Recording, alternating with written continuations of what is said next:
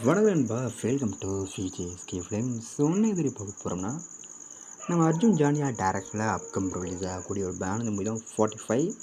இந்த படம் எதிர்பார்ப்பு ஃபேன்ஸ் பற்றியில் இருக்குது சொல்லலாம். அண்ட் படத்தில் ஸ்டார் காஸ்ட்டு பார்த்தீங்கன்னா, நம்ம ராஜ்பி ஷெட்டி, உபேந்திரா, சிவராஜ்குமார், ஜெகதி பாபு மற்றும் பல ஸ்டார் காஸ்ட் இந்த படம் இருக்காங்க. ஸோ ரீசெண்டாக அந்த படம் அஃபிஷியல் ட்ரெயிலர் ரிலீஸ் பண்ணுறத தரமே செம்ம மாசாக பண்ணியிருக்காங்க.